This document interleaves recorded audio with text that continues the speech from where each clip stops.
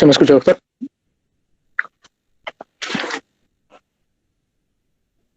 Sí, se escucha, se escucha. Sí, se escucha. Ya. Bueno, doctor, buenas tardes, compañeros todos. Mi nombre es Arisaca Romero José Ángelo. En esta ocasión, mi persona y mi grupo vamos a exponer el tema de lo que es historia clínica y semiología pediátrica. Bueno, en cuanto a lo que es la historia clínica pediátrica, hay que reconocer tres principales, en este caso una historia clínica de hospitalización, una historia clínica de consultorio externo y una de emergencia. Tener en cuenta que donde vamos a hacer una historia ya más completa va a ser a nivel de lo que es una historia clínica de hospitalización. En cuanto a lo que es en el consultorio externo va a ser un poco ya más muy somera y muy sucinta. En el caso de una emergencia, historia clínica de emergencia va a ser bastante ya dirigida y también muy sucinta, muy precisa en este caso. Bueno, como sabemos ya creo que la mayoría, dentro de lo que es una historia clínica, vamos a tener los datos de filiación, en este caso de el nombre, apellidos, edades, el número de la historia clínica que hay que tener en cuenta, la edad, el sexo, la raza, la procedencia. En el caso de que estemos haciendo una historia de hospitalización, tener en cuenta el piso, el servicio y la cama principalmente, la fecha de nacimiento.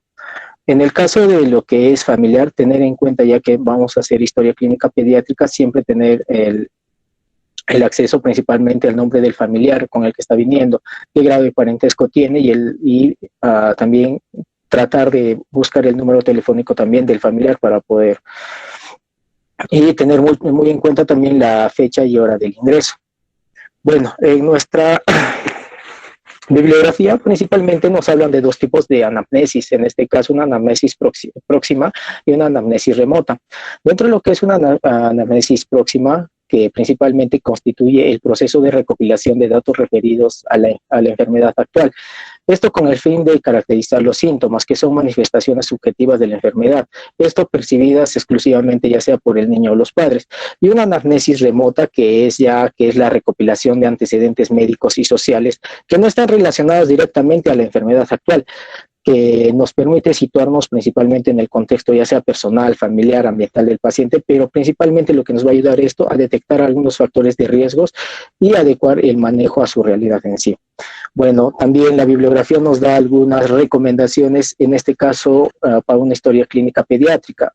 Como ya la primera recomendación que nos da acá es que debemos saber los datos personales, en este caso los nombres. Esto principalmente para el rato de hacer ya lo que es por qué ha venido el paciente o el rato de ya empezar lo que es la historia clínica, a tratarlo con su nombre, esto para poder ganarnos principalmente la confianza. Después, si es posible, en esta historia clínica pediátrica también nos recomienda tratar de usar juguetes o algo que llame la atención para también ganarnos la confianza, en este caso del paciente pediátrico. Nos dice también como una recomendación también mostrarle las manos, hacerle saber que no le vamos a punzar o realizar algún procedimiento y ganarnos principalmente la confianza tanto del paciente y del familiar durante la anamnesis. Y sobre todo, la principal recomendación que nos da es observar todo, desde lo que entra el paciente, desde lo que camina, desde lo que saluda. Entonces esto nos va a ayudar un poco más a lo que es la historia clínica en sí. Siguiente, por favor.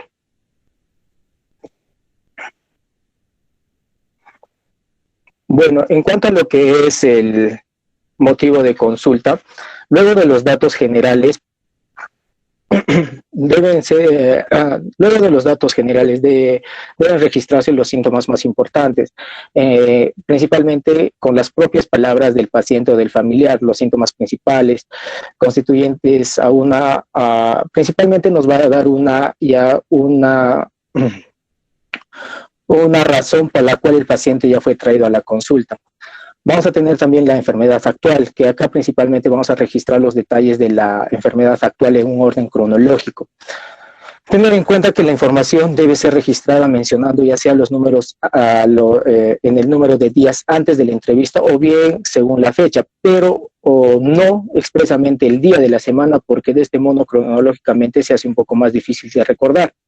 Entonces, si el niño toma algún medicamento, también se debe registrar acá, y también si ha tomado cuánto de cantidad y también la frecuencia en la cual tomó. Bueno, dentro de esto también la bibliografía nos da algunas recomendaciones, que principalmente es que en el rato que estemos haciendo nosotros esta este relato cronológico no ser interrumpido ya sea con llamadas o mensajes, y también tener en cuenta que no escuchar y escribir al mismo tiempo. ¿Qué pasa? Que se ha visto que estamos escuchando y estamos escribiendo al mismo tiempo, entonces eso no es algo recomendable. Lo que nos dice la bibliografía es primero escuchar y después ya darnos un tiempo para más luego empezar a transcribir o escribir en sí. Siguiente, por favor. Bueno, dentro de la historia también vamos a tener algunos antecedentes. Bueno, menciona que hay algunos antecedentes, ya sea de la historia prenatal o historias perinatales, pero lo importante acá será conocer cómo fue el embarazo, si se presentó algún problema importante y la actitud de los padres hacia la paternidad en sí. Bueno, otro antecedente también es buscar el desarrollo psicomotor. Si bien el desarrollo psicomotor es el proceso de adquisición de independencia, tanto físico como social, que sigue una secuencia bien establecida, su evaluación vamos a realizarlo en el examen físico, pero sin embargo es importante consignar la edad de la adquisición de los principales hitos del desarrollo, ya sea como a qué edad empezó a fijar la mirada, a levantar la cabeza, y esto un poco más nos va a ayudar con lo que a veces tienen las cartillas los padres, principalmente. Otro de los antecedentes también es la historia nutricional. Si bien es cierto, la alimentación tiene mucha importancia a lo largo de la vida de un individuo, y en el periodo de lactante tienen las indicaciones precisas que dependen de los requerimientos, ya sean nutricionales y características fisiológicas del niño, comenzando ya sea de una lactancia materna hasta llegar a la alimentación del hogar. En caso del apetito, la aceptabilidad de los alimentos y su tolerancia, también son algunos aspectos que hay que tomar acá en cuenta, y también hay que tratar de investigarlos principalmente. Ahora también hay que tener en cuenta en antecedentes la historia de las inmunizaciones, en este caso ya sea los esquemas de vacunación. Acá dentro de esto vamos a ver que tenemos que consignar las vacunas, la edad o la fecha en la cual se administraron y también las reacciones adversas que han podido producir en sí las vacunas. También voy a mencionar sobre la historia de las enfermedades previas, principalmente la historia de cada enfermedad pasada. Debe incluir ya sea la iniciación, el curso y la finalización. Y si es necesario también poner si es que el paciente ha entrado o ha estado hospitalizado o ha tenido alguna intervención quirúrgica.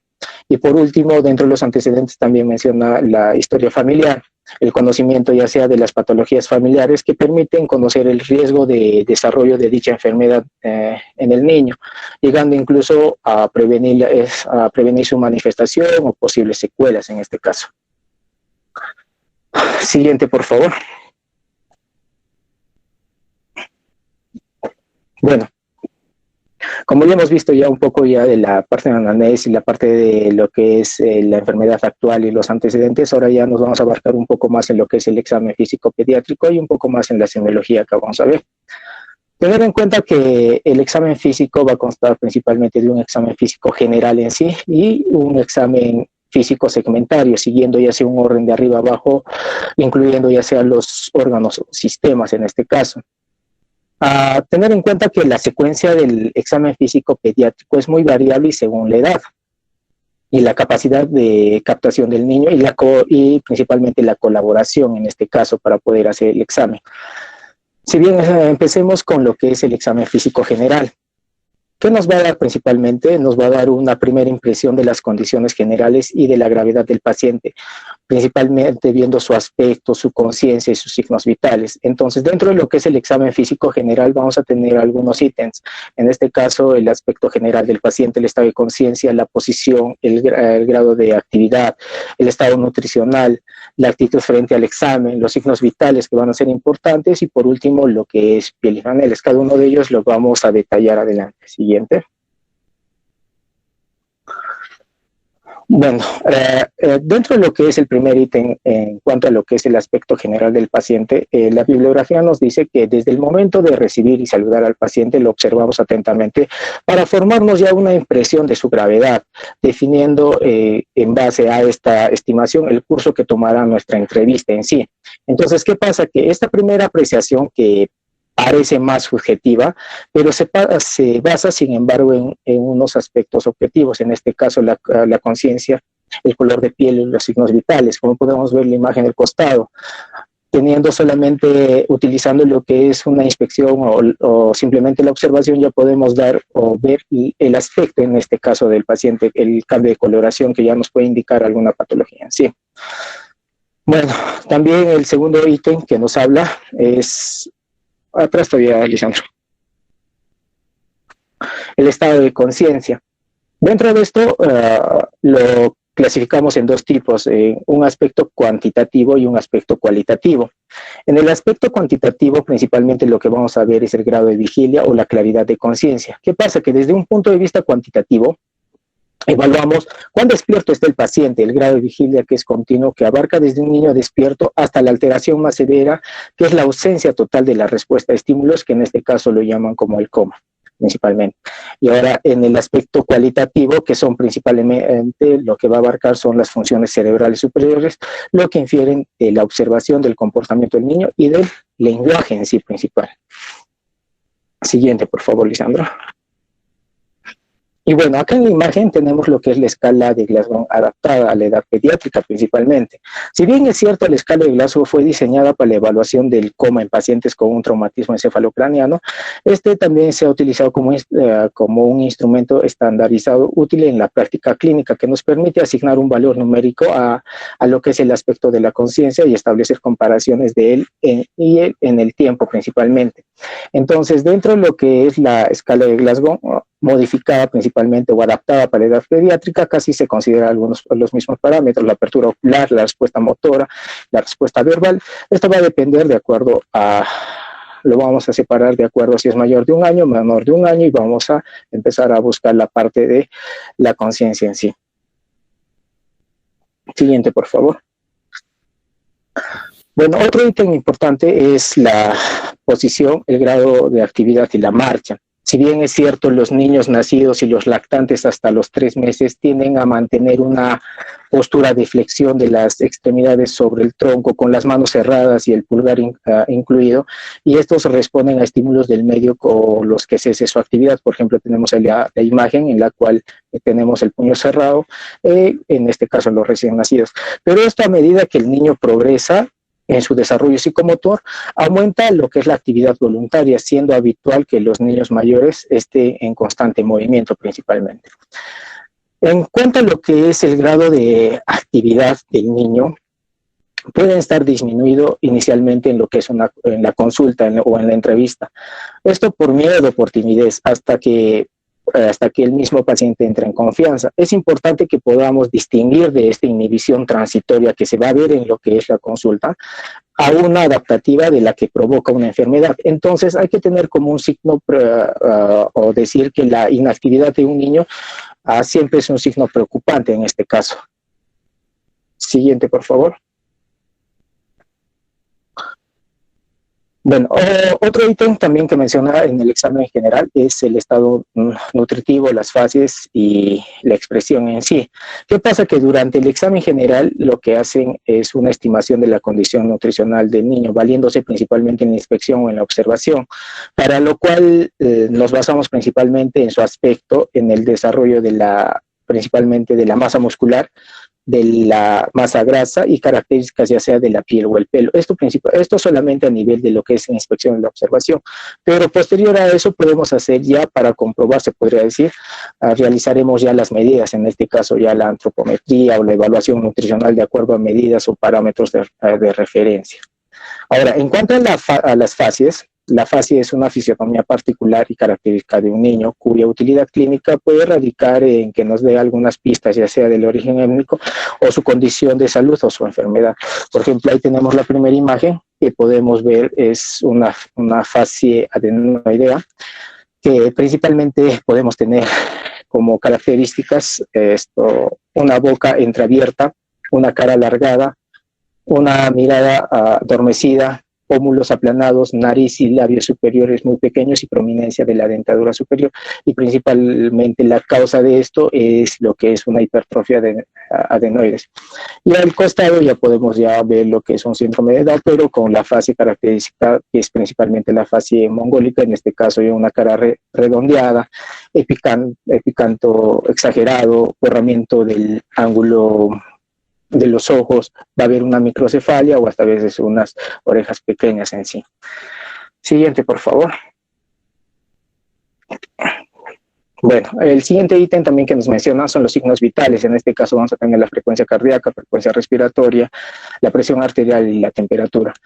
En cuanto a la frecuencia cardíaca, como sabemos, se expresa en latidos por minuto. Característicamente, estos van disminuyendo con la edad, por lo que sus valores más altos los vamos a encontrar en lo que son los recién nacidos, para llegar así a la pubertad y que a nivel de lo que es la pubertad y la adolescencia ya empieza lo que asemejarse su rango a lo que es del adulto.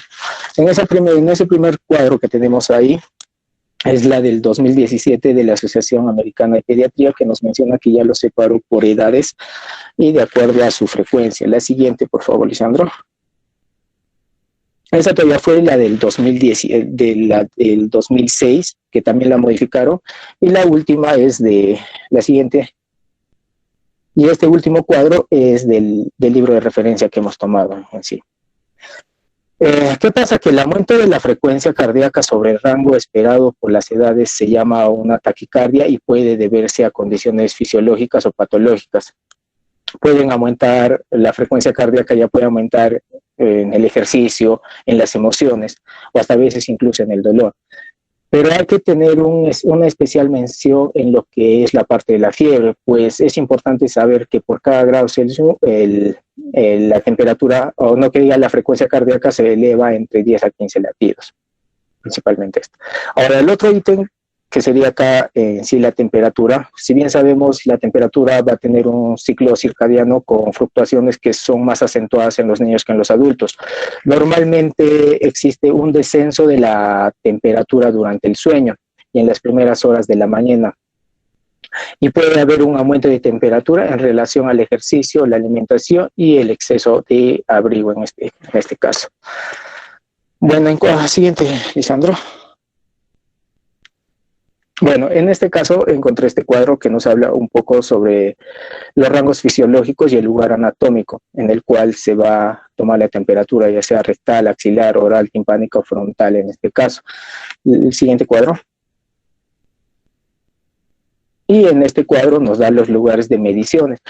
Cuál va a ser de elección y cuál va a ser de alternativa. En este caso, de acuerdo a la edad, en menores de 2 años, ya sea en el hospital o en el domicilio, van a ser a nivel rectal.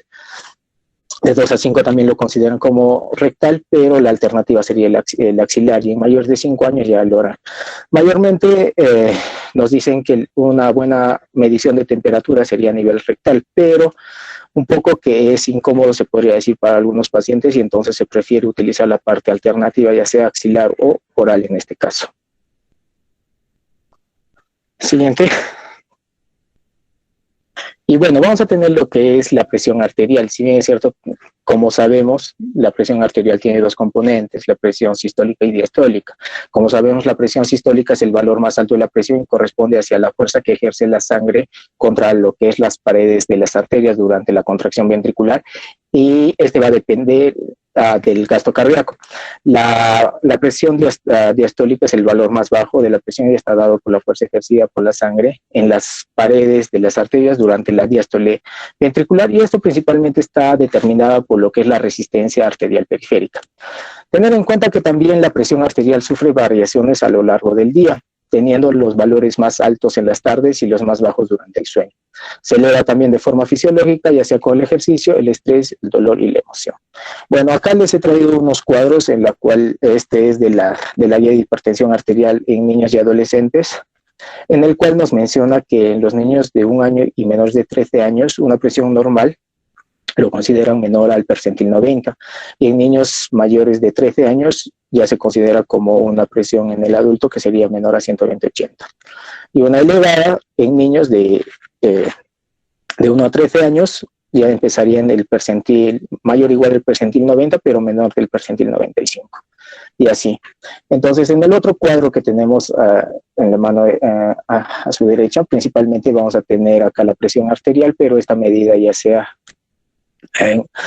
por edades principalmente, y la diferencia entre niños y niñas, en este caso la sistólica y la diastólica. El siguiente cuadro. Y bueno, esta imagen más que todo las mediciones en cuanto a los percentiles, pero en niños o niños menores de 1 año principalmente, donde vamos a ubicar ya sea por la talla, por el peso principalmente. La siguiente. Bueno, estos dos cuadros, uno de ellos es en niños y el otro en niñas, que principalmente también se va a medir por edades, en este caso ya por años, ya sea de 1 año hasta los 14 años creo que está mencionado, pero de acuerdo a los percentiles principalmente. Siguiente, por favor. Y por último, para acabarlo, aparte de signos vitales, recordemos lo que es la frecuencia respiratoria. La frecuencia respiratoria normalmente varía durante el día o con la actividad, y estas fluctuaciones son muy marcadas en los niños. Condiciones como ya sea la fiebre, también los ejercicios, el dolor o las emociones producen un aumento de sus valores. En cuanto a un aumento de la frecuencia sobre lo esperado para la edad del paciente, se llama una taquipnea, mientras que la disminución le vamos a denominar como una bradipnea. Y acá tenemos un cuadro también que si más no me equivoco, esta era del 2013 o 2014, que sacaron unos rangos de acuerdo a la edad principalmente. Siguiente. Y bueno, para acabar ya lo que es la parte del examen físico general, en sí, para que ya empiecen con el examen por segmentos, hablaremos de la piel y las maneras. Principalmente en la piel lo que vamos a buscar es el color, la textura, la turgencia, la elasticidad, que principalmente todo esto va a depender del estado de nutrición y de la hidratación. Acá principalmente lo que vamos a buscar es el signo del pliegue para buscar alguna deshidratación.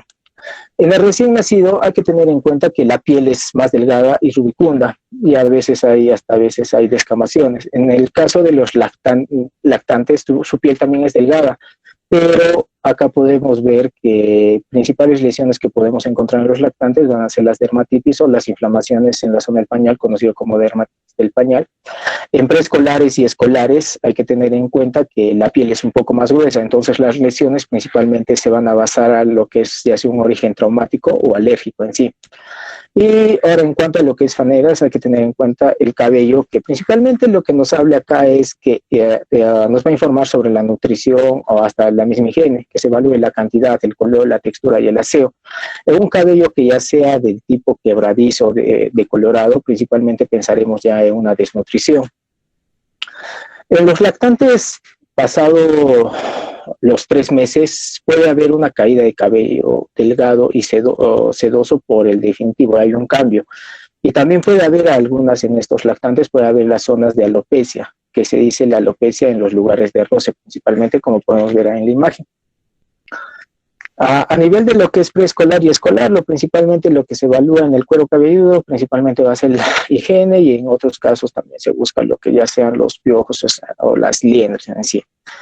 A nivel de lo que son las uñas, evaluar su forma convexa y su color rosado, porque hay patologías como la hipoxia crónica, que principalmente va a tener las uñas en vidrio de reloj y con lo que es los dedos en palillos de tambor, entonces nos da algunas patologías. A nivel de lo que es ganglios, en los niños hasta la edad escolar es común encontrar ganglios en la región cervical lateral inguinal, que son móviles, no dolorosos ni aglutinados del tamaño de menor o hasta 1 centímetro principalmente. Mayor a esto ya necesita una reevaluación principalmente. Eso sería en cuanto a esto. Siguiente.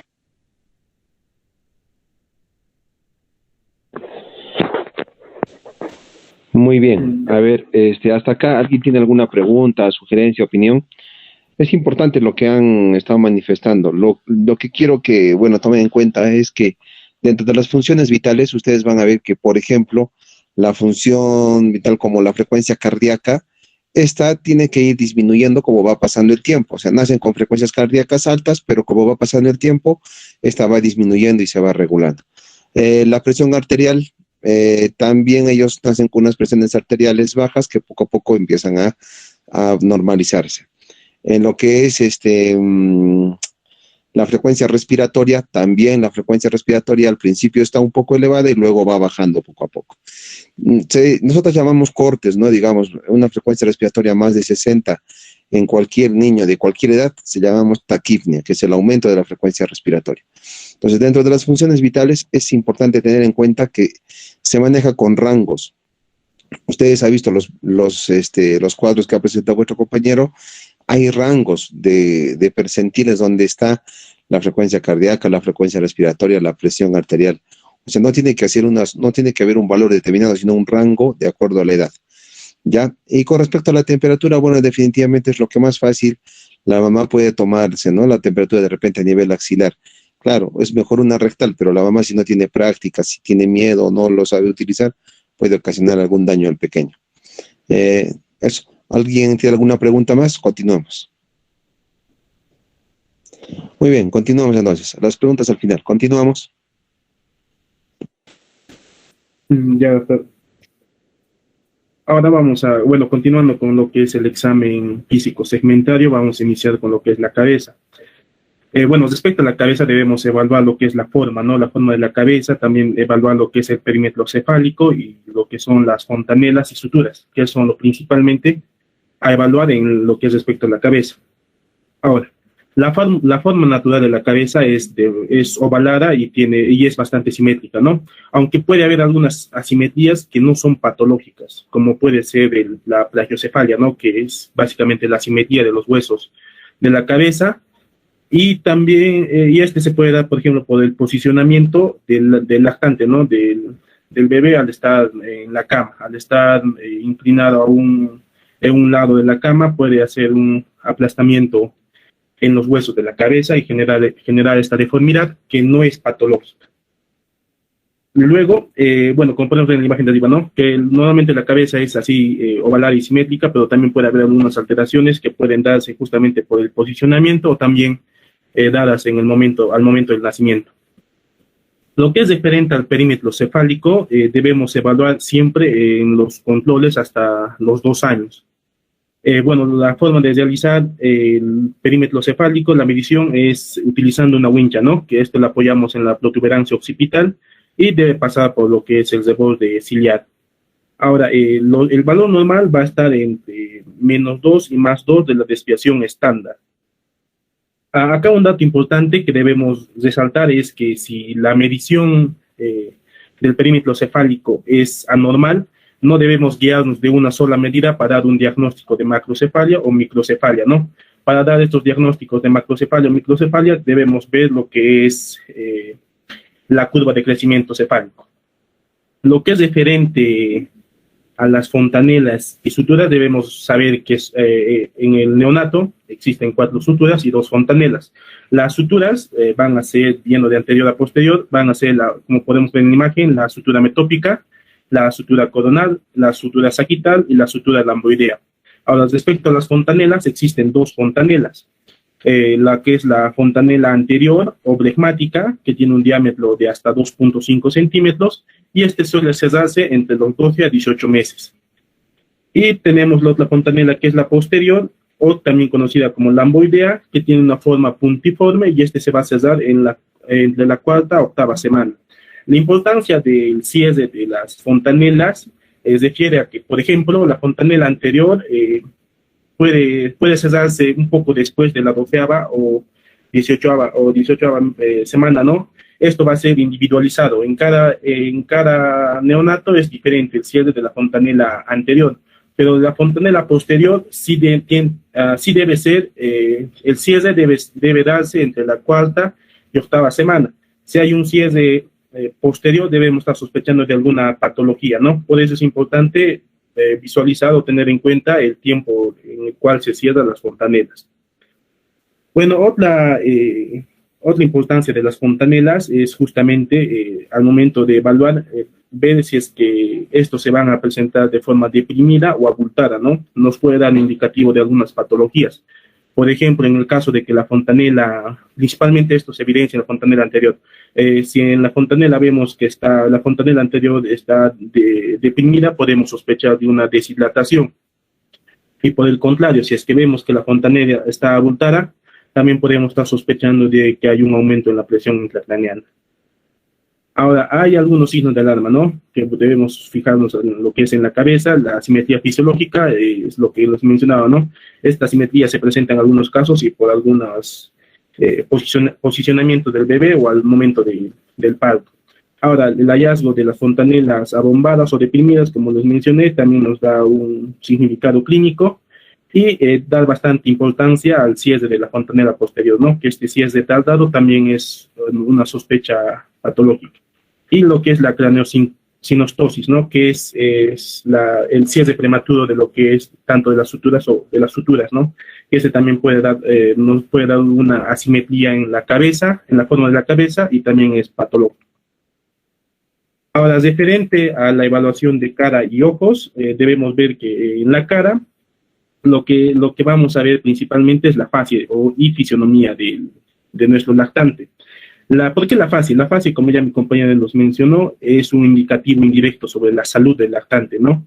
Y esta facie debemos verlo desde lo general a lo particular, ¿no? Porque en el caso de que haya asimetrías, ¿no? O rasgos patognomónicos, como mi compañero ya lo mencionó anteriormente, ¿no? Como puede ser la facie de un neonato con síndrome de Down.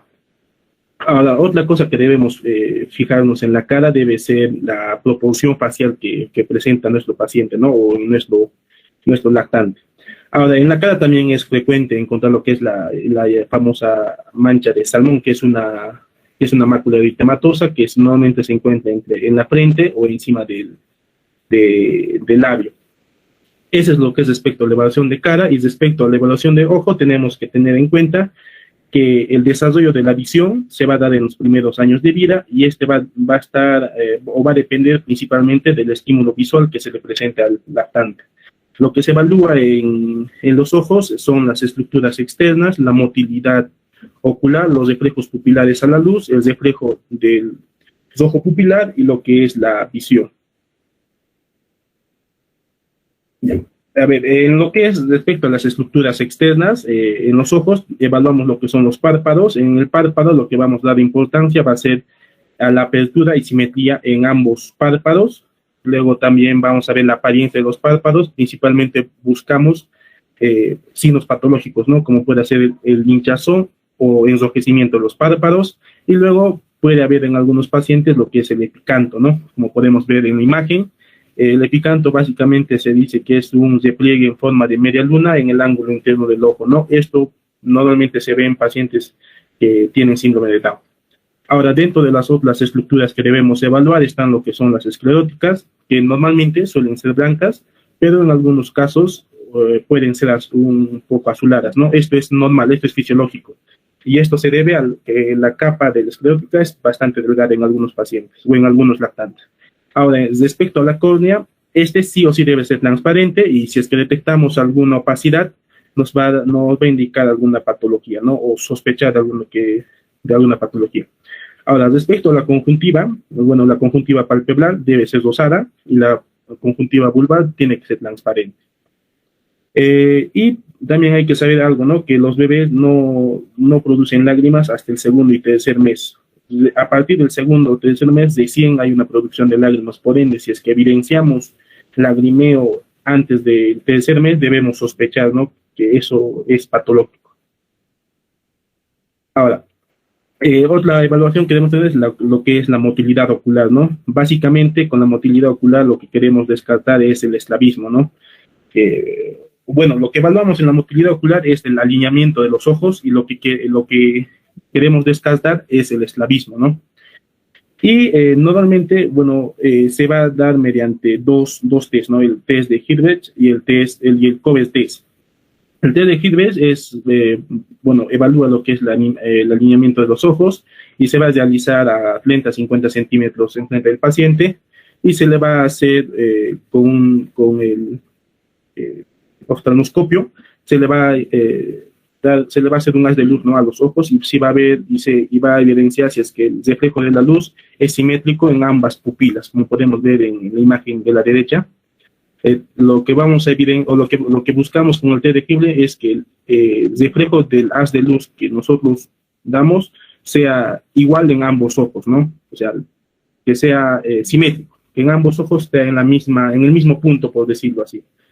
Ahora, el Covers test normalmente se realiza cuando el test de Hibble aparece normal, ¿no? Y aún así tenemos sospecha de que hay un estrabismo. En este caso, lo que vamos a hacer es que el pediatra va a cubrir uno de los ojos y va a sacar lo que ha cubierto el ojo, ¿no? Y se va a ver que va a haber un movimiento de la mirada, no va a estar fija. Lo normal es que cuando se coloca un objeto enfrente del globo ocular y este sea retirado, no haya ningún cambio o no haya ningún movimiento en el ojo. Ahora, el estrabismo también se puede presentar de forma, puede ser considerado fisiológico hasta los 6 meses, ¿no?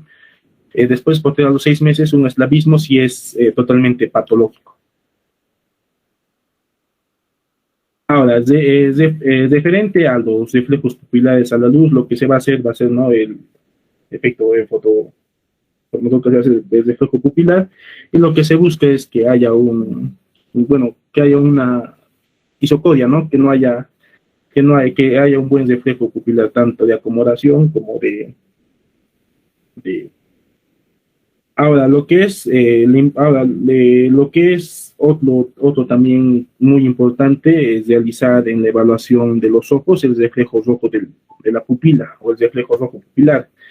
Para esto debemos hacerlo, ¿no? El pediatra debe ubicarse a 30 o a 40 centímetros del lactante, y con el oftalmoscopio vamos a destellar la luz hacia el ojo del lactante y vamos a acercarnos poco a poco. De esta manera va a haber un momento en el que se va a ver que la pupila va a generar un color rojizo medio tendiendo a naranja. Esto va a ser un reflejo normal, y en el caso de que evidenciemos que no hay este reflejo en uno o ambos ojos, nos va a indicar que hay una patología, ¿no? Y esta patología, o esta simetría o reflejo blanco se le va a llamar leucoria. Lo que nos recomienda la bibliografía es que este reflejo rojo pupilar se debe realizar en todos los controles hasta los 3 años. Ahora, respecto a la visión, para ver la capacidad visual es un poco difícil de evaluar en los lactantes, y básicamente en los lactantes, ¿no? Por ende, la manera de supervisar la progresión de la visión, o de que la visión esté correcta en los bebés, es mediante algunos puntos, ¿no? Por ejemplo, a la 4ª semana, el lactante debe ser capaz de fijar la mirada en un objeto.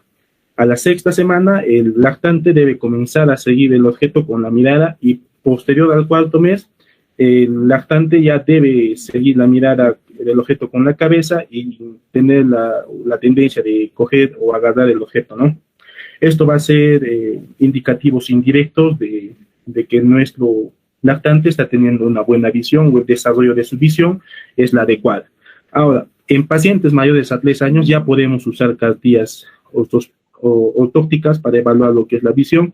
Dentro de ellas usamos lo que es la cartilla de Snell, la de Allen. Ahora, respecto a la evaluación de la oreja, vamos a evaluar 3 principales cosas, ¿no? Lo que es los pabellones auriculares, lo que es los oídos y lo que es la audición. Bueno, para evaluar el pabellón auricular debemos ver la forma, simetría e implantación, ¿no? La forma tiene que ser ambos de la misma forma. Siempre esta evaluación de orejas tiene que ser simétrico, ¿no? Tenemos que ver en ambos pabellones auriculares si tienen la misma forma, y también la implantación. Para poder visualizar la implantación debemos hacer un trazo horizontal imaginario entre lo que es el canto ocular externo y la protuberancia del occipucio, y otra línea perpendicular a la tuberancia del occipucio, ¿no? Y normalmente lo que es el polo superior de la oreja va a formar un ángulo de 10 grados, o va a estar un ángulo de 10 grados con esta línea perpendicular que hemos trazado. Ahora, Las malformaciones que se dan en el pabellón auricular van a estar relacionadas con lo que es perforaciones de conducto auditivo externo o también con algunas malformaciones renales. Por ende, si es que evidenciamos alguna patología en la forma, simetría o implantación, debemos estar sospechando de estas dos principales causas, ¿no? Lo recomendable también es que no hay que limpiar el cerumen en los niños al hacer lo que es la otoscopía, ¿no? Al hacer la evaluación de los oídos. ¿Por qué? Porque esto puede causar una erosión en el oído. Ahora, como les decía, ¿no? La otoscopía es la manera de visualizar o lo que es ver lo que son los oídos, ¿no? Y conocer lo que son las características. Estas características van a depender en qué etapa se encuentra nuestro niño. En los recién nacidos, lo que vamos a buscar principalmente es que hay una permeabilidad en el conducto auditivo y vamos a descartar lo que son las imperforaciones, ¿no? Ahora, en los niños, ya desde la preescolar y escolar, lo que principalmente se busca es descartar lo que son infecciones del oído medio y externo. Ahora, por último, debemos evaluar lo que es la audición. Para la audición hay 3 tipos de valoraciones: la valoración indirecta, directa y la que nos brinda los padres. La indirecta se va a evidenciar justamente porque la progresión de la vocalización y lenguaje del lactante. La valoración directa se va a realizar mediante la respuesta que nosotros observamos al niño cuando hacemos un ruido. Por ejemplo, en la valoración directa podemos ver que un recién nacido, vamos a ver que responde a ruidos agradables y familiares con alguna gesticulación. Pasados los 3 meses, podemos ver o podemos evidenciar que cuando hay un ruido, acá el paciente va a localizar la fuente del sonido con la cabeza.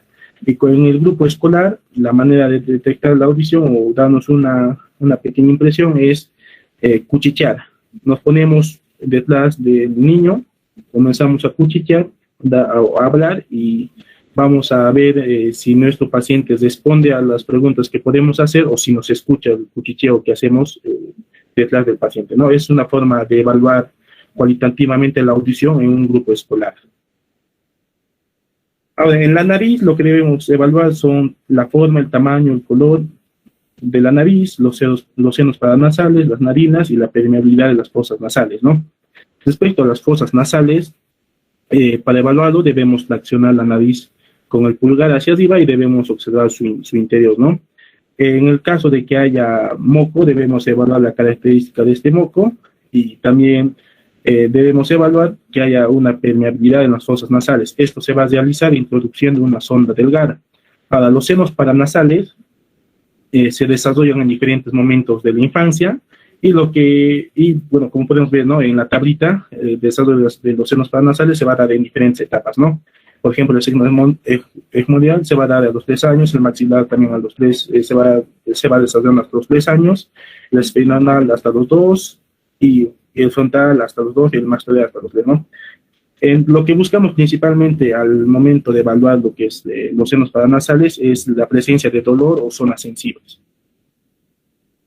Ahora, otra cosa que debemos ver es que si es que aparece un aleteo nasal, este siempre va a ser patológico y va a ser un indicativo de una dificultad respiratoria, ¿no? Ahora, respecto a la evaluación de la boca, el examen va a ser básicamente en 2, se va a dividir en 2, lo que es el examen de la cavidad orofaringea y lo que es la dentición o aparición o cronología de la dentición. Lo que es referente a la cavidad orofaringea, vamos a evaluar lo que son los labios. En este caso vamos a evaluar si es que están secos o habilitados, como podemos ver en la imagen. Lo que vamos a evaluar en la mucosa bucal va a ser revisar la cara interna de la mejilla. Lo que vamos a evaluar en las encías va a ser buscando algún signo de inflamación o sangrado que se ve en las encías. Lo que vamos a buscar en el reborde dentario y o dientes va a ser básicamente ver si es que tiene un buen aseo bucal, y lo que tenemos que evidenciar lo que es a nivel de la lengua es observar si es blanquecina o si tiene lo que es la lengua geográfica, ¿no? Y también va a ser un indicativo de la higiene bucal. Ahora, lo que son respecto a los pilares palatinos anteriores y posteriores, bueno, debemos revisar si hay inflamación o hay alguna herida. En la faringe y amígdalas, ver si es que hay, principalmente, no sé si es que existe alguna patología infecciosa. Ahora, para el examen de la boca, normalmente este examen debe realizarse casi, es uno de los últimos exámenes que debe realizarse junto con el del oído, porque son bastante irritativos para el paciente y bastante incómodo para el paciente, ¿no? Por eso debe realizarse al final casi de todo el examen. Ahora, lo que es respecto a la cronología de la dentición, vamos a ver, ¿no? Que va a haber dos tipos de denticiones, ¿no? Uno que es temporal y uno que es definitiva. En el caso de la dentición temporal, vamos a ver que los incisivos centrales inferiores se van a desarrollar o van a aparecer a los 6 meses, los incisivos centrales superiores al séptimo o al noveno mes, los incisivos laterales inferiores, que es en este caso la letra C, va a estar a los 7 y 8 meses. Lo que está con la letra D, que son los incisivos laterales superiores, se va a dar al noveno mes. Y lo que es los primeros molares, que está con la letra E, se va a dar a los 12 y 14 meses.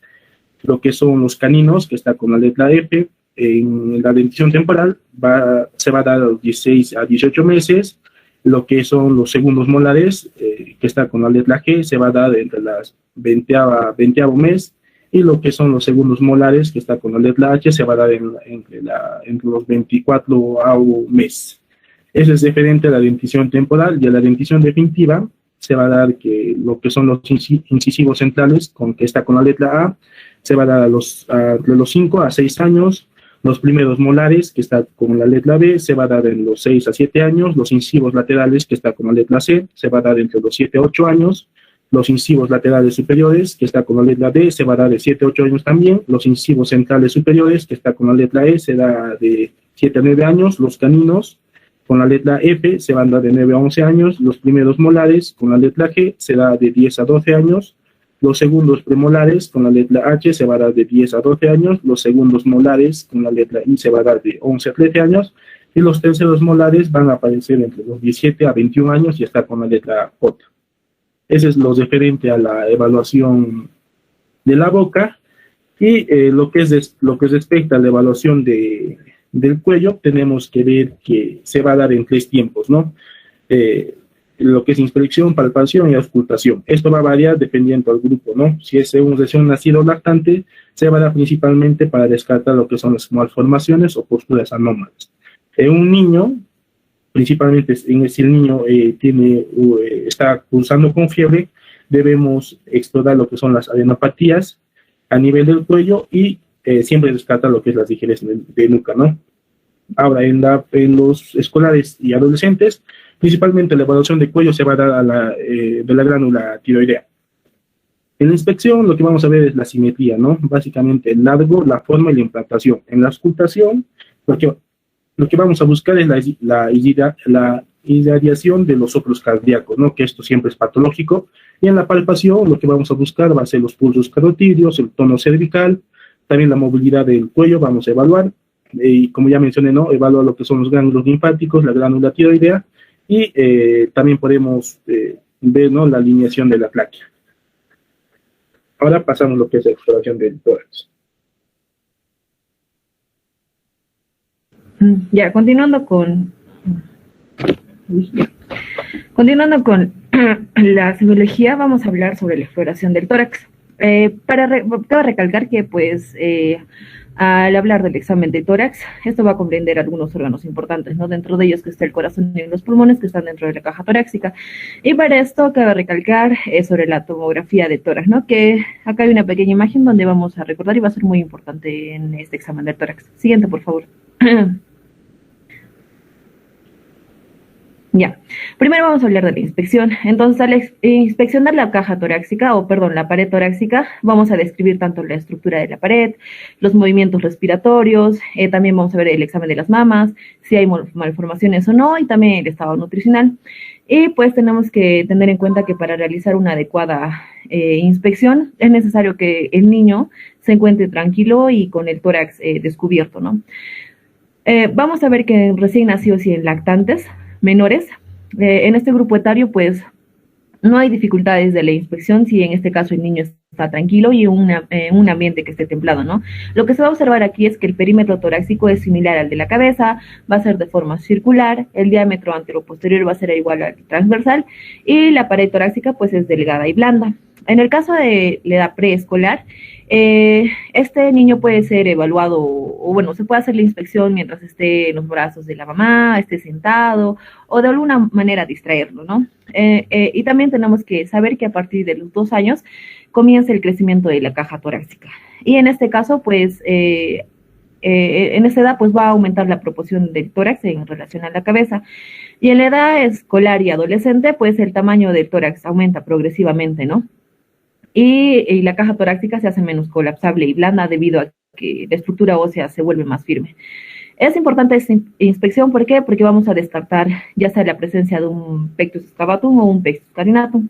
Siguiente, por favor. Para la palpación, percusión y auscultación, vamos a hablar sobre el examen de mamas, que esto es un examen que se realiza a todos los niños, ¿no? De cualquier edad, empezando por los recién nacidos, que podemos encontrar en ambos sexos una o ambas mamas aumentadas de volumen. En aquellos lactantes y prepúberes, vamos a ver que las mamas no van a presentar cambios desde la etapa de lactante hasta que inicia la pubertad, ¿no? Y lo que se va a observar más que todo va a ser un pezón levemente pigmentado y plano. En la etapa de puber, pues la mama cambia de forma, va a haber cambios, ¿no? Porque es inicio de la pubertad, más que todo en las mujeres. Y también cabe recalcar acá que al hacer ese examen, pues puede haber cierta incomodidad en las niñas, ¿no? Y es importante, al hacerle el examen, explicarle la importancia del examen y más que todo reforzar los aspectos de autocuidado y también sobre el autoexamen de las mamas, ¿no? En caso del examen cardiovascular, referente a la inspección, pues se va a inspeccionar, ¿no? La pared anterior del tórax, donde más que todo aquí lo que se va a observar, pues va a ser, o se va a identificar, va a ser el choque choque de punta. En este caso va a ser importante, en caso haya aumento de tamaño del corazón, o sea, la cardiomegalia, o haya una posición anómala, pues vamos a encontrar que el choque de punta, pues va a estar desplazado, ¿no? En el caso de la palpación, pues vamos a apoyar la mano sobre la zona precordial, donde vamos a sentir los latidos cardíacos, también el choque de punta, y en algunos casos podemos sentir los frémitos, ¿no? Y en la auscultación, pues vamos a auscultar la región, perdón, la zona de la punta del corazón, también tenemos que incluir las axilas, el borde esternal, el dorso, también el cuello. ¿Por qué? Porque son lugares, ¿no? Donde se irradian los soplos cardíacos. Y en la imagen, pues vamos a ver a los focos auscultatorios, ¿no? Siguiente, por favor. Ya. El siguiente examen va a ser del sistema respiratorio. En la inspección, pues vamos a observar el tipo de respiración, si puede haber malformaciones, en este caso si el niño presenta una dificultad respiratoria, donde puede haber un aleteo nasal, un tiraje intercostal. En el caso de la palpación, pues podemos palpar los frémitos. Es importante también palpar la elasticidad y flexibilidad de la pared y la expansibilidad del tórax. En el caso de la percusión, pues se debe de percutir la cara anterior, lateral y posterior, comparando, ¿no? Constantemente los sonidos que vamos encontrando en cada segmento y también comparar ambos semitórax. Lo que se va a encontrar, pues va a ser el sonido timpánico y el sonido mate, el que es la matidez. Y para esto va a haber dos métodos, ¿no? Uno que es el método directo, donde se va a dar golpecitos sobre la pared torácica con el pulpejo del dedo medio, y el método indirecto, que el que todos utilizamos normalmente, ¿no? En la auscultación, vamos a ver que esto también se debe de realizar en cualquier oportunidad que nosotros tengamos, más que todo si el niño está durmiendo o si está tomando pecho, o podríamos decir en cualquier momento que esté desprevenido, para así escuchar el murmullo vesicular, o existencia de los ruidos sobreagregados. Y tenemos que tener como importante que siempre debemos comparar ambos semitórax. Siguiente, por favor. Ya, ahora vamos a hablar sobre la exploración abdominal, y para esto es importante trazar líneas imaginarias, ¿no? Y dividirlo en cuadrantes, o sea, en 9 regiones. Como vemos en la imagen, vamos a tener tanto a hipocondrio derecho e izquierdo, al epigastrio, a los flancos tanto derechos e izquierdos, al mesogastrio, y las fosas ilíacas derechas, izquierdas y hipogástricos, ¿no? Que es muy importante para la exploración abdominal. Siguiente, por favor. En el caso de la inspección, pues vamos a ver más que todo la forma. Entonces, como vemos aquí en la imagen, vamos a ver que más que todo el abdomen de los lactantes y preescolares va a ser redondeado y prominente. Y en caso que nosotros hallemos un abdomen más prominente de lo habitual, o en este caso esté distendido, pues va a ser un signo que normalmente, que va a ser en sí anormal, ¿no? En el caso de la pared abdominal, pues podemos observar, en caso que esté excavado o hundido, una desnutrición severa. En caso que pueda presentar cicatrices, ya sea quirúrgicas o traumáticas, nos va a dar a conocer que ha tenido antecedentes patológicos previos, ¿no? O quizás pueda presentar estrías, que esto nos va a informar si el niño ha tenido cambios de peso o distensión de la piel. Siguiente, por favor. En el caso de... No, antes... En el caso del cordón umbilical, pues primero tenemos que saber que el primer día de vida debemos evaluar los vasos. Como sabemos, va a ser normal encontrar 2 arterias y una vena. Y también es importante observar la piel alrededor del cordón. ¿Por qué? Porque esto se puede infectar. Tenemos que ver que no tenga eritemas, que no haya secreción y que no presente olor, ¿no? Que no tenga mal olor. En caso de las hernias, pues lo normal... Lo que considera normal son las hernias umbilicales, que estas desaparecen espontáneamente durante el primer y segundo año de vida. Pero la presencia de otra hernia, pues siempre es algo anormal, ¿no? Siguiente, por favor. En el caso de la auscultación, pues esta se debe de realizar presionando no suavemente la membrana del estetoscopio y previamente entibiada. ¿Por qué? Porque si no está entibiada podemos provocar alguna contractura muscular o incomodidad en el niño. El objetivo de la auscultación abdominal, pues más que todo va a ser evaluar el peristaltismo intestinal y más que todo escuchar los ruidos hidroaéreos. Ya. En este caso podemos encontrar ruidos hidroaéreos aumentados en enfermedades diarreicas agudas o en caso que sean disminuidos, en el caso del ilio, ¿no? Siguiente, por favor.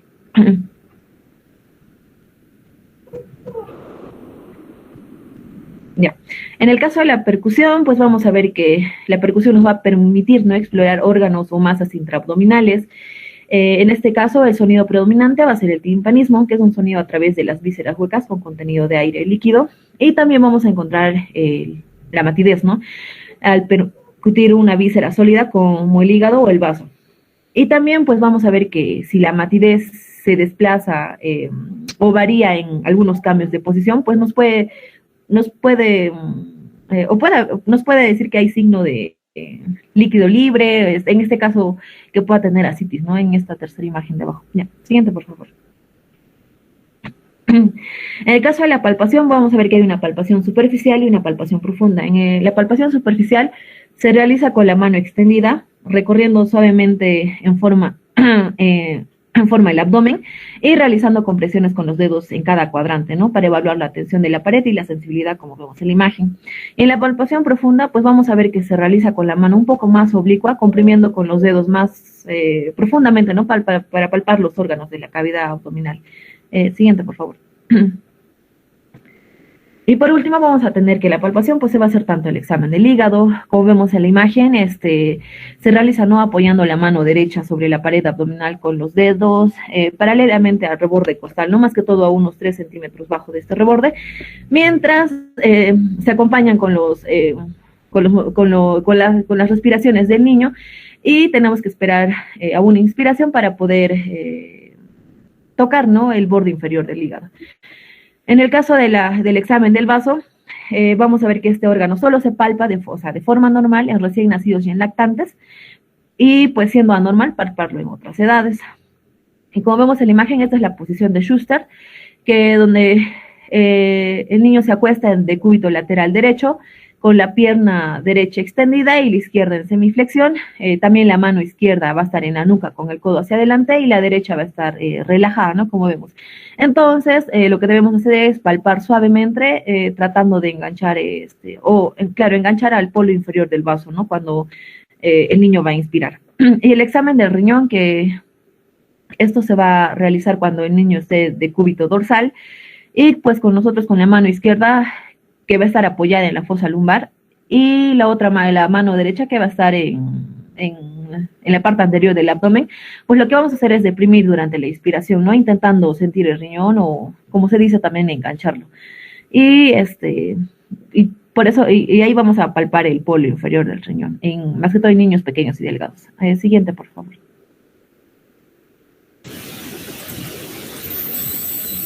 Bueno, continuando con lo que es el examen físico genitoanal, vamos a ver que este examen va a depender básicamente de lo que es la edad del paciente en que vamos a evaluar. Por ejemplo, tenemos a lo que son los recién nacidos. En este caso va a estar dirigido a poder nosotros descartar malformaciones congénitas y poder estimar lo que es también la edad gestacional, ¿no? En cuanto a lo que son los lactantes y preescolares, pues en estos casos es frecuente poder encontrar lo que es la irritación de la zona, mientras que lo que son en los tubéres van a, como en esta etapa se van a dar los cambios fisiológicos, pues debemos de supervisar, ¿no?, la progresión de todos estos cambios. Y también algo importante es en caso de lo que son los adolescentes, pues es conveniente poder pedir, ¿no?, la opinión, solicitando, por ejemplo, a la madre o al padre que salga un instante de lo que es el consultorio, para así nosotros poder tener la oportunidad de obtener quizás antecedentes sobre actividad sexual o posible abuso, ¿no? En cuanto a lo que es la exploración genitoanal, pues se va a realizar mediante lo que es la inspección y palpación del periné, región anal y también de lo que son los genitales externos. Siguiente, por favor. Vamos a ver lo que es el examen de genitales externos femeninos. Entonces, para poder nosotros realizar un examen adecuado, vamos a necesitar que la niña se encuentre en una posición de decúbito dorsal, con lo que son los muslos flexionados sobre el abdomen y abducidos, ¿no?, lo cual va a suponer una posición de rana, lo que nos va a permitir pues una observación de lo que es la zona perineal completa, ¿no? Entonces luego se puede traccionar suavemente lo que es la piel del periné hacia abajo y hacia afuera, ¿no?, para así poder exponer lo que es la vulva y realizar una inspección, ¿no?, de manera satisfactoria y sin poder producir molestia. Durante lo que es la inspección vamos a ver que se tiene que visualizar, ¿no?, las distintas estructuras anatómicas y también tenemos que evaluar, pues, ¿no?, si es que las características de estas sean esperadas o adecuadas, ¿no?, para la edad de la niña. Entonces también debemos de evaluar siempre lo que es la higiene y la presencia de lo que son signos que nos puedan sugerir a una infección, inflamación, puede haber traumatismo, abuso sexual o quizás alguna secreción o sangrado, ¿no? Siguiente, por favor. Vamos a ver dentro de lo que es una recién nacida, debido a lo que es el efecto hormonal materno, los labios mayores y menores de lo que es una recién nacida se suelen ver hinchados y vascularizados, ¿no? También se va a encontrar lo que es una secreción vaginal blanquecina mucosa, que ocasionalmente esta puede ser sanguinolenta, que es normal y disminuye durante lo que son las primeras semanas de vida. También no tenemos que olvidarnos poder comprobar lo que es la existencia de al menos una perforación en lo que es el himen, que generalmente se va a encontrar edematoso, el cual esta característica también va a disminuir durante el primer mes de vida. En cuanto a lo que son las lactantes, se va a encontrar de manera frecuente o con una cierta frecuencia en realidad, adherencias de mucosas vulvar, lo que se va a denominar lo que es la simetría vulvar. Esta puede llegar a comprometer solo lo que son los labios menores o también puede ser llegar a ser extensa de manera de que sea imposible poder observar el vestíbulo vulvar. Esta alteración va a ser secundaria a lo que es la inflamación de la mucosa y por tanto también se va a asociar especialmente a lo que es el uso de pañal y también un aseo inadecuado, ¿no?, una mala higiene. Siguiente, por favor. En cuanto a lo que son los prepúberes, las prepúberes, vamos a ver que en este grupo de lo que son las preescolares y escolares prepúberes, los labios menores son delgados y pálidos, el himen va a ser delgado, el clítoris va a ser no prominente y los labios mayores van a tener un vello, ¿no? El cual va a ser ralo y delgado. Y también es frecuente porque podemos encontrar en estos casos secreción mucosa sin mal olor. En cuanto a lo que es la pubertad, vamos a ver que en este periodo, pues como se va a iniciar la producción de hormonas y los genitales externos van a cambiar, pues estos van a cambiar, pues no de manera que llegan a tener características de mujer, una mujer adulta, ¿no? Se va a engrosar lo que es el vello púbico, el monte de Venus se va a hacer prominente y los labios mayores van a estar más vascularizados. También al final de lo que es la pubertad, pues va a aparecer una secreción vaginal mucosa sin mal olor. Entonces acá vamos a tener lo que es la clasificación de los grados de Tanner, que va a considerar, ¿no?, la evaluación de lo que es el vello pubiano, para así poder estadificarlo, ¿no?, la pubertad en lo que son las niñas, también al igual que junto con lo que son las mamas, y se va a distinguir en 5 etapas, ¿no?, en la cual el estadio 1 va a corresponder a lo que es la presencia de vello infantil, y el estadio 5 pues a ya una extensión, ¿no?, y grosor ya característico de lo que es una mujer adulta. Siguiente, por favor. Bueno, viendo lo que son el examen de genitales externos masculino, vamos a ver que al nosotros poder examinar la zona genital de un niño, se tiene que tener presente lo que es la contracción refleja del músculo cremasterio, ¿no? Que esta se va a producir en relación a lo que es al frío, al estrés o también al tacto, ¿no? El cual esto va a inducir a un ascenso testicular y puede dificultar, ¿no?, la palpación. Mediante lo que es la inspección y palpación, pues vamos a evaluar, ¿no?, la piel y músculos del periné, el tamaño del pene, la posición del meato urinario, y también es importante, ¿no?, poder poner atención a lo que es el desarrollo del escroto. Además, debemos de evaluar mediante la palpación ambos testículos, ¿no? Para nosotros poder observar el glande, debemos de retraer de manera suave el prepucio. En lo que son la mayoría de los lactantes, la separación entre estos dos va a ser incompleta, y siendo frecuente que se pueda encontrar que hayan adherencias o fimosis, ¿no?, que estos pueden persistir de manera hasta los 4 o 5 años. Entonces no debemos de forzar, ¿no?, la retracción del prepucio, ya que quizás con esta maniobra podemos provocar dolor y erosiones, ¿no? Los cambios en lo que son los genitales propios de lo que es la pubertad, pues se van a estadificar, ¿no?, según también los grados de Tanner. En el hombre, pues van a considerar lo que es el desarrollo de genitales y los cambios en el vello pubiano, ¿no? Al igual que en la mujer se va a distinguir 5 etapas, siendo la primera, ¿no?, que va a corresponder a lo que es la etapa prepuberal y el estadio 5 a la etapa ya de un adulto, ¿no? Siguiente, por favor. Bueno, y en lo que es el examen anorrectal, vamos a ver que esta va a formar parte de lo que es el examen físico segmentario y se tiene que realizar en todas las oportunidades en que se pueda examinar a un niño, ¿no? Entonces, para poder observar bien lo que es la zona perianal, en cuanto a un niño pequeño, vamos a tener que, lo mejor es que este niño pequeño se encuentre en decúbito dorsal, con ambas piernas flexionadas en abducción. Y en caso de un niño mayor, se va a acostar en lo que es la camilla, en decúbito lateral, con la pierna que se va a encontrar arriba, que se va a flexionar, ¿no?, para así poder tener una mejor exposición de lo que es la zona perianal. En lo que es el recién nacido, va a ser de suma importancia, ¿no?, poder realizar este examen para poder descartar malformaciones congénitas o también algo que se da, ¿no?, el ano imperforado, el cual pues es una patología que siempre se tiene que descartar, ya que pues esta va a requerir un tratamiento quirúrgico, ¿no? En cuanto a los lactantes, vamos a ver que es frecuente encontrar eritema en lo que es la zona glútea, en los pliegues perineales, en la región perianal, y que esta se puede relacionar también, ¿no?, con lo que es el uso del pañal. Siguiente, por favor. Vamos a ver el examen del sistema musculoesquelético, que este sistema se va a encontrar, ¿no? Se va a encargar, perdón, de proporcionar al cuerpo estabilidad y movilidad, ¿no?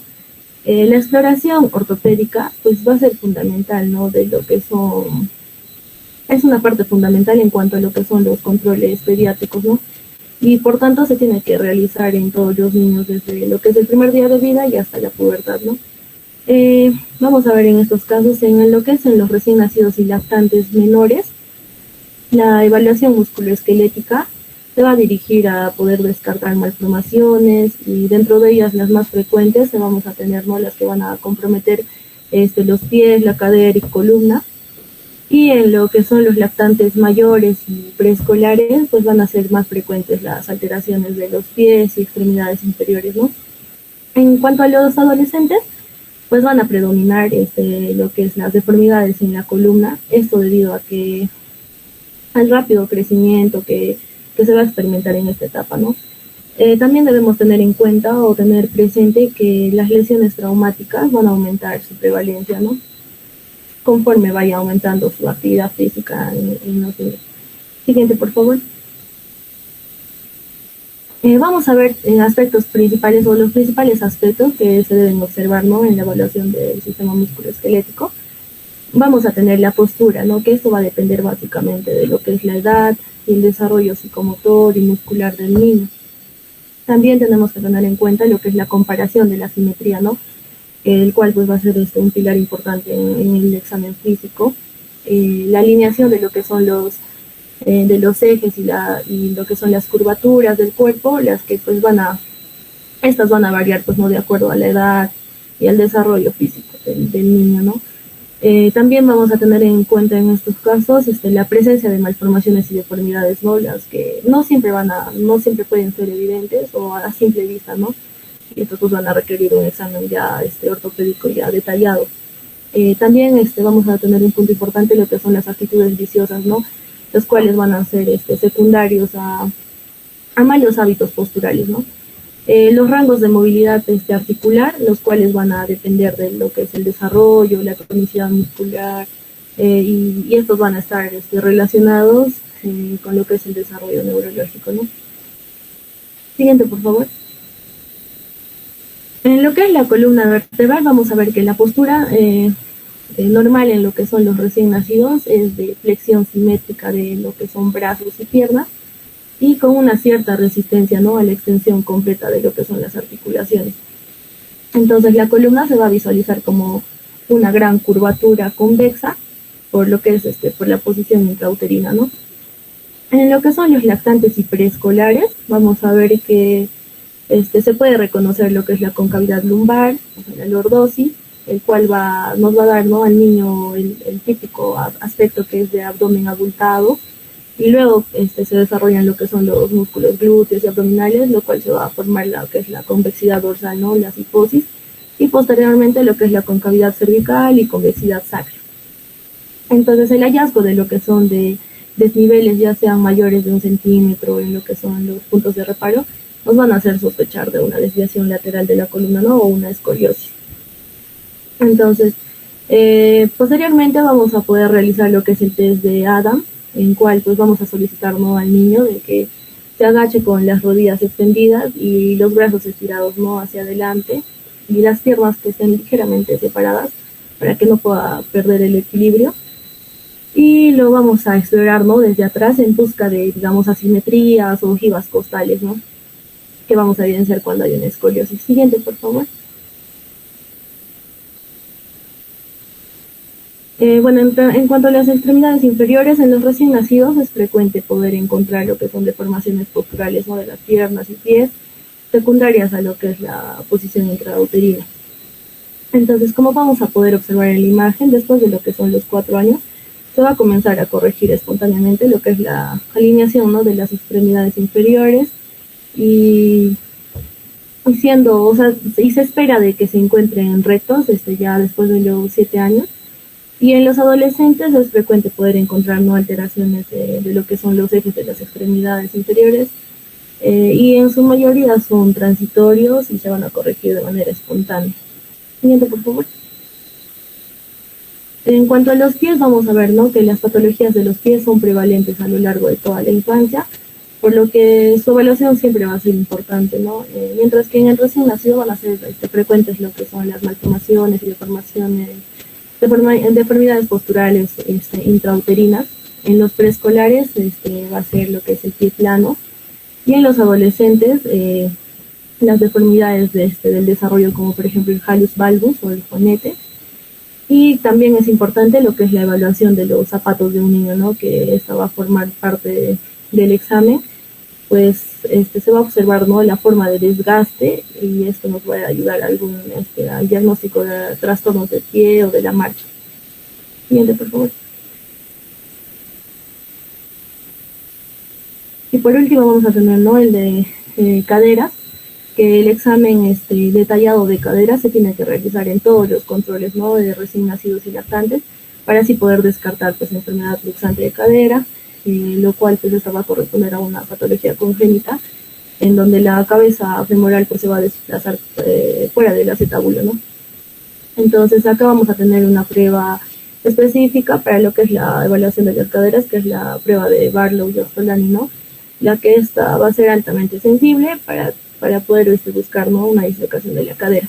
Entonces esta prueba pues vamos a realizarla con el lactante acostado, y las rodillas y las caderas que se van a encontrar en flexión, y las piernas pues van a dar hacia nosotros, ¿no?, hacia la persona que está evaluando, y va a tomar quien va a tomar lo que son los muslos entre las manos, y un suave movimiento de tracción que abre lentamente lo que son las caderas, abduciendo cada una de esas hasta 90 grados. Entonces, en caso de poder existir una luxación de caderas, la cabeza femoral en algún momento va a entrar dentro del acetábulo, entonces se va a sentir, ¿no?, un sonido, un clic, o luego del cual se puede completar, ¿no?, la abducción. Siguiente, por favor. Y eso sería todo, doctor. Gracias.